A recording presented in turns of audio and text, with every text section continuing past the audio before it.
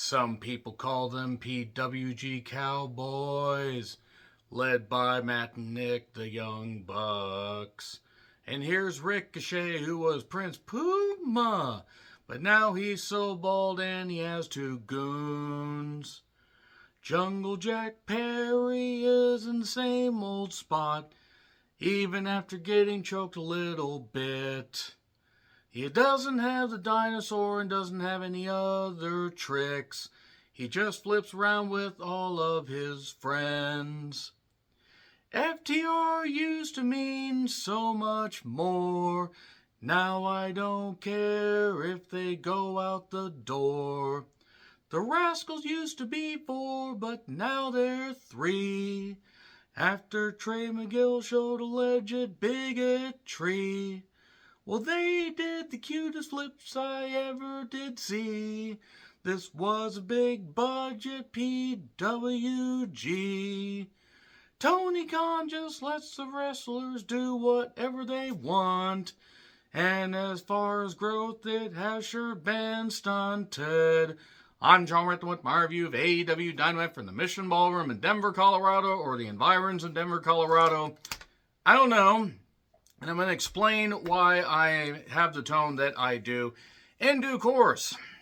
By the way, I'm going to be going to Dynamite in Everett on April 15th, just a few days after AEW Dynasty, or Dynasty as it were, that's actually a couple hours north in Vancouver, BC. I will not be going to that. One, don't really want to take the day off for that event and also drive all the way up to Canada, and even with paperwork or whatever, it would cost too much. I got to make decisions, and also one of my friends didn't want to go. So that being said, let's get right on into it. Excalibur, Nigel, and Shivani on commentary. More on them in a bit. So, comments from the people, including the women's tag team match, more on that later, and the Bucks. The Bucks are talking. The Bucks who have the receding hairline, much like their receding popularity, because they're from Reseda, or Rancho Cucamonga, whatever. So, as Moxley makes his entrance, I thought they were going to have Renee get some words out of Shafir. If they did, I would have hoped that mic burst into flames. So it was Jon Moxley against El Clone, or El Clon, or however they say it, and it's an AEW Continental Championship match, and I have stated how I feel about Moxley. I'm going to continue to feel that way because all he did was perpetrate one of the worst angles that would never goddamn end, one of the worst title reigns that wouldn't end, and now, I'm sorry, none of this will make a difference. I don't care if he goes out there and has a 60-minute classic. It's not going to wash away all the bullshit that he did. And his goons also hired goons, but I tried to watch this. I tried to because I don't really care for the gimmick or understand the gimmick of El Clon or Clone, whatever. But he can work. He can do some stuff. And if Moxley actually wants to stick to the fucking ring, then sometimes he can do good stuff. I made it a few minutes in and he went outside and ignored the referee and just did his usual brawling because Moxley just refuses to work hard. And I know there are people that like him, and this room, everything worked for them. Honestly, this fan base was eating this shit up. And it was a nice atmosphere. It was a hot atmosphere. It's an atmosphere that WWE would like to have, honestly, with a lot of their television. And I recently watched Raw in Atlanta, and boy, oh boy, that show was dog shit. But Mox won. I'm sorry, until they send him away for 6 goddamn months, and they send all the Death Riders away, and then we just disband this whole thing. We put the Callis family members somewhere else. We just do something with different factions, fresh blood, fresh things. And for the love of God, Roddy, tell your wife she sucks. She fucking sucks at this. God damn it. I'm sorry. I don't care if Shafir's nice. I don't care if she can beat me and everybody up in the goddamn crowd in Everett. She's rotten at this. Swerve and Omega package. Okay, it was a big deal what they did in the whole table bump last week that I skipped over when I did the long review. They're making Swerve dangerous. Will it hurt, baby? Top of its head? Anybody that gets that, you really have been on YouTube way too much. Here's Swerve. He's still getting cheered somewhat. You know, you miss me, sickos. Not really. And I like Swerve. Don't get me wrong. But he's been a heel for a lot longer than this company wants to admit. He blames Omega for what happened. He took down all the elite. If only you take out Marty Scurll, so maybe Hangman Scurll would get away from him. But then again, Marty Scurll took himself out of the whole thing. Swerve said he doesn't regret anything that he did, you know, even though he had original regrets when he told Hangman in the lead up for All in Texas. And you're all on notice. It wasn't a bad promo, but to be quite honest, the main event scene, I know what they're trying to do, but they need more on it in a bit. Brody King wants a match, possibly against Swerve, because he wants another shot at the title. That's fair. And then Orange Cassidy against Gabe Kidd.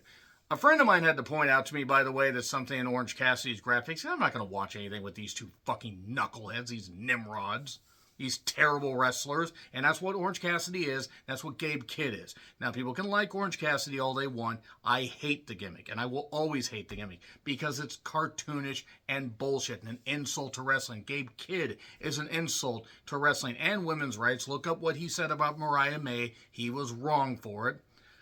But apparently, in the graphics for Orange Cassidy's thing, if you find Roddy, you get a $15 gift card. Because let's just take what remaining shred we have and just throw it out the goddamn window. Later, thumbs in the eyes, and Gabe Kidd won. Why are they featuring this goddamn bland, boring-ass piece of shit? Why? So anyway, here's Clark Connors, then Darby shows up. Darby is just... You know what? I don't want Darby to get the world title ever because he doesn't make good decisions, but he's also one of the only super over people that has never been under with that fan base. He's never been under in Washington State. Makes sense because he's from Seattle. But whatever. Thunder Rosa and Statlander are backstage. I honestly need Thunder Rosa on every program doing great things because Thunder Rosa can work. She can talk. She looks like a star. She carries herself like a star. She can elevate people when necessary. And she really should be in the championship mix. She's going to take on Tekla. And Statlander keeps warning her to be careful. So either Statlander's turning heel, or, I don't know, they're going to drop an anvil on everybody. And it's going to be like a comic-sized, thing from Looney Tunes. Thunder Rosa versus Tekla next week. I really hope the Thunder Rosa is at the Everett show, even if she's part of the collision taping or whatever they're doing. But Thunder Rosa switching from English to Spanish, and she's one of the few that really can pull it off and actually make it seem like, she's that fired up regardless, because she is bilingual and does a lot of great stuff for her community. I really am a big fan of Thunder Rosa, and I'm glad that she's back on television. So, Kevin Knight took on Mansoor in a standby match. Well, standby because Kevin Knight won over Mansoor in a few minutes. It was what it was. I didn't hate this. This actually probably was the most effective thing on the show, second most effective thing on the show. But there you go. Kevin Knight calls his shot for the AEW title. I mean, great. He's got a championship and the trios titles, and that's another thing, too. It's like they would almost have to have Hangman and Jet Speed, or Horsecock, as people call them, or Jet Set Rodeo, actually is a really good one, because that's a harkening back to an old game. But they'd almost have to lose the championships there, or before, in the lead-up to Revolution, so Hangman could win. More on that in a bit. Shivani brings up Paige and MJF. There were parts of this I liked, but it was so much like the other face-to-face and everything. See, had they not done the other face-to-face, had MJF been in the ring, had Hangman stormed out because he wasn't, he got there late or was stuck in a room or something, locked it, whatever, and got out there and said, Max, you were going to listen to me. If you accept my challenge, you accept my stipulation, I will I will never challenge for the title again if you beat me. And you could have done that and not had a 20-minute segment, or at least what felt like a 20-minute segment. There were weed chants because MJF, called them all, like hive fuckers, degenerates, whatever. He said, Paige, you will end up being the second man that couldn't challenge for the world title. the guy whose career he ended, AEW career he ended. Cody was really stupid for that, by the way, because they never went back to it. But anyway, the idea basically is MJF has a coin. It's straight out of Memphis. It's straight out of territory. It's straight out of Mid-South. It's straight out of a lot of territories. Florida, I imagine, did something like this. The old double-sided coin. And basically he said, if it's tails, you get Texas Death. If it's heads, then it's a one-way DQ. I can do whatever I want. And if you so much as look at a weapon, you are going to be completely, you're going to be DQ'd and you can never challenge again. It ends up being heads, and oh my god, now it's ridiculous. But then Paige says, you know what, Max, let me see the coin. You're not going to see the coin. He tries to go left, and Jet Speed's there, because there is Trios tag partners. And he says, Max, let me see the coin. No, you're not going to see the coin. Tries to go to the right, and Brodito shows up. Did you think I was stupid? I knew you'd try something or whatever. So he gets back in, and Brody basically forces him to give the coin. And then Shivani instantly announces, by the way, there were chants in this of dog shit, like a dog shit idea, and piece of shit chants. You're hanging out with a piece of shit, by the way, Hangman. Stop hanging out with people that are creeps. But anyway, Shivani instantly hears from Tony Khan within 5 seconds, possibly with a snork right before the words. It's going to be Texas Death because the coin was rigged. Okay. That part I didn't mind, but a lot of Hangman's promos are getting very stagey.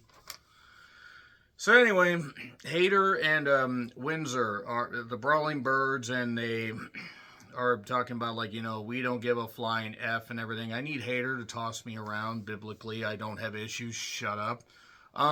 Speaking of being tossed around, this match got tossed around, at least the end of it. Babes of Wrath, Willow Nightingale, and Harley Cameron against Mega Bad, Megan Bayne, and Penelope Ford. So they did their usual stuff. I'm not going to get into. I'm going to talk about the one particular thing, the big thing that came out of this. Penelope Ford did a moonsault to the outside, and a miscommunication or whatever, Willow and Harley didn't catch her as much as they should have. I'm not saying they completely missed, like she splatted on the ground, but they didn't catch her as much as they should have. And apparently, she hurt her foot. Okay. So, that basically necessitated Megan doing some stuff once they got back from break, while Penelope was either at ringside or seemingly taken to a local medical facility. I know a hospital, but just work with me here. So, essentially, Lena Cross, who showed up at Grand Slam Australia, came out to force the DQ. That seems to be the team they're going with. I'm not knocking Penelope when I say this, because I'm sure she's been working hard. And it's unfortunate. She had that injury when she hurt her shoulder or whatever it was. It was an arm injury. I don't remember if it was her shoulder or her bicep. When, in the lead up to Women's Blood and Guts. And she was out for a number of weeks. And I think it was like 10 weeks, and then she came back. And another injury here. But it's the same moonsault. Now, yes, they didn't catch her as much as they should have. But the first time, whether it was on her or not, is subject to debate. To quote Dusty with Big Bubba, don't do shit you don't know how to do.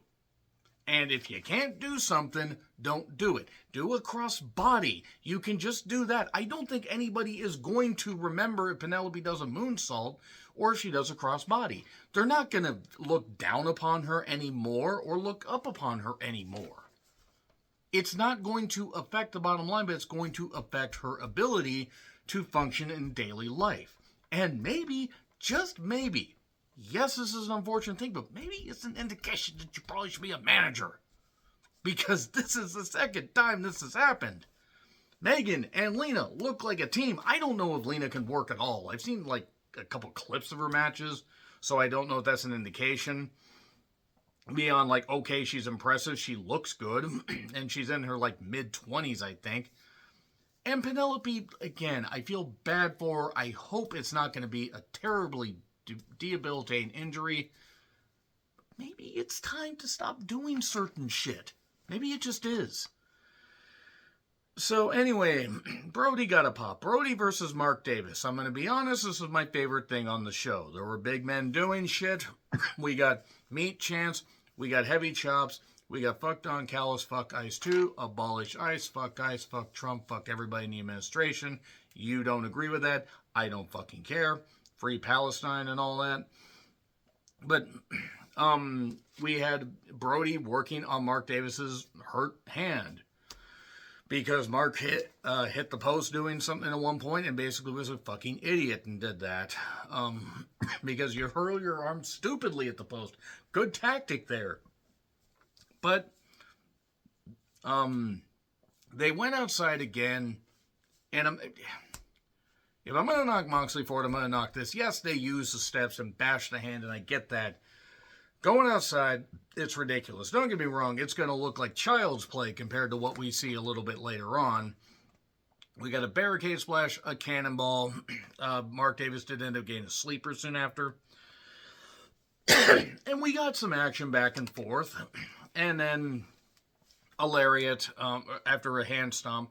We got a couple moves. We got a lariat, 1, 2, 3. I'm actually surprised he didn't pick it up for the Gonzo Bomb. Probably just as well he didn't. And apparently we were going to get Bandito versus Andrade in a match. And oh boy, can't wait for that.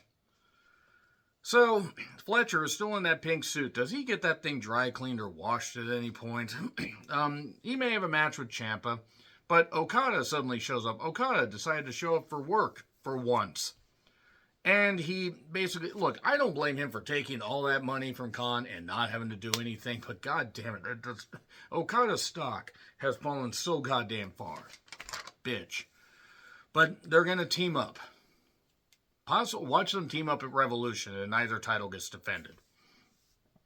So, yeah, now we come to the lights out portion, as in everybody needed their lights turned out after this. This 10-man, mile-high madness, anything goes match with referee Rick Knox, who absolutely deserves to be tarred, feathered, and shamed in the town square for even being born as far as I'm concerned, but especially for plaguing the referee, hierarchy. He is the worst referee I have ever seen. There are referees in world class that could, I believe Bronco Lubick, a couple others, they couldn't even get down. They would have to count in the corner with their foot like a horse.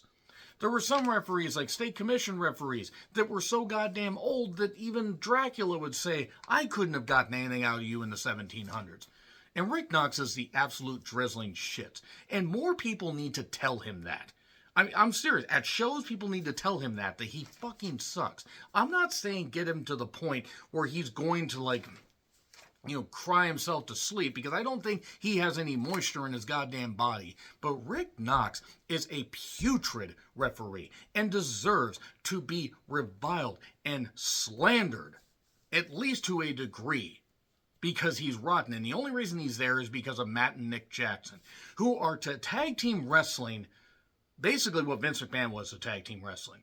And before you come at me in the comments, they are still friends with Joey Ryan, so you can go screw yourselves. Because Joey Ryan ain't much better than goddamn Vince. Vince is just on a much more elite level as far as the depravity. The Bucks, so this is what it fucking was. And if you think I'm going to be anything but goddamn slanderous towards this match, you're out of your mind. It worked for the room. Everybody was going nuts. There were people that were going nuts on Twitter. And if you like this match, anybody, I don't care if you're a friend or a foe. There are friends of mine. There's one particular friend of mine that had fun with it. And that's great. If this match had happened in Everett, I would have said, you know what? I'm going to go out and I'll just come back later. I'll just come back when the children stop playing. I haven't even mentioned who was in this match. So it was the Rascals. It was Wesley or Desmond Xavier. And Desmond Xavier and Zachary Wentz. Not with Trey Miguel, because Trey Miguel apparently did. I don't know what. Excuse me. I don't know what the tweets were. What he said. I don't know and I don't care. I'm not really that big of a fan of the Rascals. Apparently there's 4 of them. One shows up later. I know who Trey. Or I don't know who Trey. I know who Desmond and Zachary are. Zachary doing the stuff, where he was dressed up like Hitler and everything, but whatever. I don't care anymore. It's fine. Whatever. Do whatever. So it's the Rascals, the Bucks, the tag team that has pretty much been detrimental to every bit of growth the tag team wrestling could have. And just fuck off if you think that they're wrestlers. They're not. They're jokesters. They're pranksters. The only reason that they are still wrestling is because Tony Khan was willing to give them a king's ransom. They would have been opening up for New Japan for the rest of their goddamn careers. So anyway, Jack Perry's there, speaking of goddamn dipshits, against FTR, who were once, at one point, and possibly even in the last year, the best tag team going today.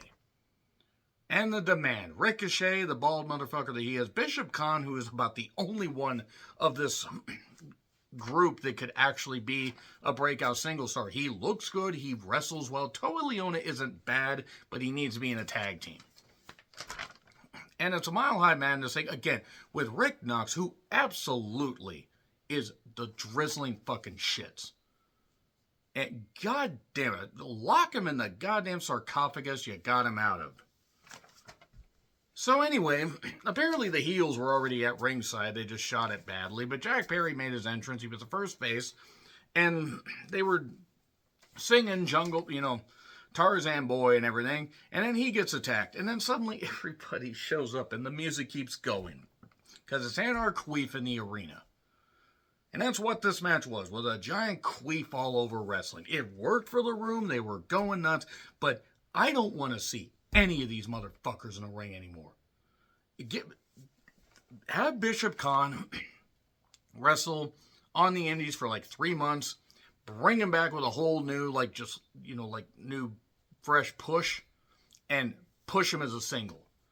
Everybody else I don't fucking care about. I don't want to see FTR and the Bucks have a match anymore. By the way, Revolution is the same day as the Oscars. I am going to be going back and forth watching the Oscars and Revolution and everything, and you may actually get some bad sniping comments. I don't care if FTR, wants to get upset at people on social media and everything. I don't know why, because they're making money. They're the ones taking the bumps, and they should be grown adults about this. And at the end of the day, it is just wrestling. I'm just a 45-year-old fan talking about wrestling, but this was offensive. It was one of the worst Dynamite main events that they have ever done. Everybody in this should be ashamed. Anybody that got injured in this, it's your fault for being stupid and not saying no. I'm not wishing that it happened, but that's your goddamn fault for this. This was a joke. This set wrestling back for years. And it's what AEW does. They will do, but the problem is they do matches like this on pay-per-view, on TV, to the point it means nothing. So even if they do a cool spot, it doesn't mean anything. They brawl into the concession stand. A couple of them do. It's also so badly lit you can't see what's going on. And they do comedy with Stokely in the wheelchair. And one Buck, I believe, rams Stokely. Somebody rams one of the Bucks, and one of the Bucks almost falls down the goddamn steps, or falls down the steps a bit. I would have been happy with everybody tumbling down the goddamn steps and rolling into a goddamn ball like Tamagotchi and everything. Not Tamagotchi, no. What was that one thing where you rolled into a ball and everything and collected stuff? Hell with it. I'll come back to it. The whole point is that everybody could just rolled into a fucking ball and just rolled out the goddamn thing. We could have just collected people. It could have been like the Blob. And I'm sorry, but Stokely can be an effective manager. That's totally out the window now. Nobody was taking this seriously. All these stupid bumps in a match that very few people are going to remember fondly. I hope Tony is pleased with himself for shitting all over wrestling. I nearly looked to see if I could get a refund on those Dynamite tickets, those Dynamite and Collision tickets, but then thought, I don't want to do that to my friend, so we're going to go. But it stopped being a match. I mean, it wasn't a match to begin with. It worked for the room. The music stopped, by the way, 5 minutes into it. Somebody named Myron Reed showed up. During this, there was a trash can being used, which was appropriate. Myron Reed, he's apparently the other rascal. And I guess he could do athletic shit. I don't know. It's hard to tell or care in this match. And a vacuum was used. And how appropriate, because this fucking sucks. You know, Tony Khan has put up with so much shit and spent so much money. And he can do it. Whatever. It is what it is. And I'm grateful for the fact AEW exists. I have been to more AEW shows from 2023, the beginning of 2023, to October 2024, than I was WWE shows in that time. The last WWE show I went to was October 2018, when Elias says, like, having a basketball team in Seattle. Other than that, I haven't gone to any other WWE shows. I don't get anything out of WWE, and I want AEW to be a success, but they're always going to have just the base minimum. They're always just going to have what they have. They might have a little bit of an increase, and their pay-per-views will draw the same number, with maybe a few thousand more, a few thousand less, depending. But I nearly said, you know what, maybe I don't want to order Revolution now, because I'm pissed the fuck off. I was insulted by this match. I don't know if I want to watch any of these people in the match again. And I like Khan. I do. But god damn it. There was a dirty filter used. That's appropriate. I really hope that wasn't actual dust, but whatever. A double Spanish fly through the table. Great, guys. Break your goddamn necks for everybody's entertainment, because you're fucking morons. Because the Bucks can't work, and FTR's just stopped trying to work. Cash dove through a table, because apparently Cash does not make good decisions. And Jack Perry ends up pinning Ricochet.